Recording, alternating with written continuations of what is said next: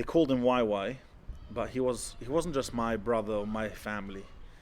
He was part of the whole community. He would walk into a room and everyone was his friend. Everyone was his type.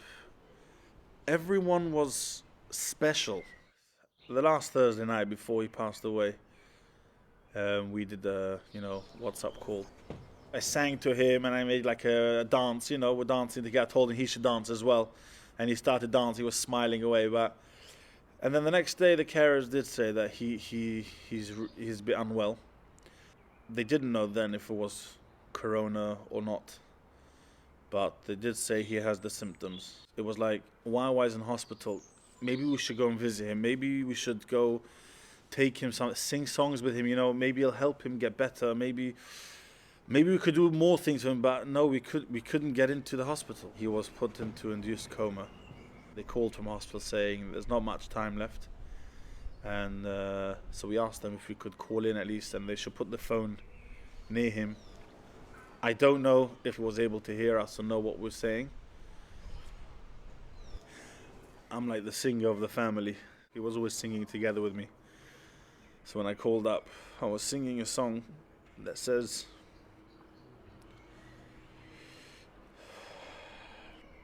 in short, what the meaning of the words: when you go, you should go happy. I don't know anyone who doesn't know someone who's died. We are a community in mourning. I think this virus has affected our community in a different way than it affects other communities because of the cohesive nature and the most amazing social networks that we have within it. And I think that should have been recognised by community leadership early on. And before everybody else needed to lock down, we should have locked down far earlier. The number of deaths across the Jewish community has been way out of proportion to the number of Jews in this country. There are, according to the last census, 264,000 Jews in this country. That's less than 0.5%, and way more than 0.5% of the deaths in this country have been the Jewish community.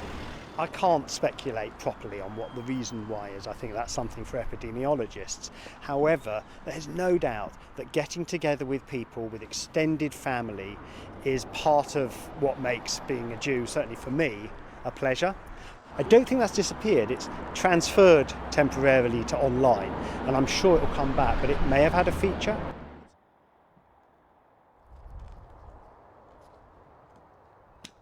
It did come very quickly at us, and we were having something like between 10 and 15 funerals a day for a period of about 2 to 3 weeks.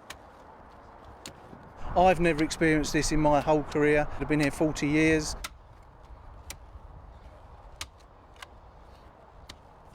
This is a tube or mask, so two ways obviously to get the oxygen. The idea was to lend out medical equipment from hospital beds if they need it, down to crutches. They come in here, they borrow it, use it for as long as they need to bring it back. All this that you see here was bought specially because of COVID, because of Corona. These are oxygen concentrators. At the height of the peak, our manager over here was here till literally all hours of day and night giving them out, and it did not look like this because there were very, very few in stock at the time. They were literally going out, and when they were coming back, they were going on to the next patient.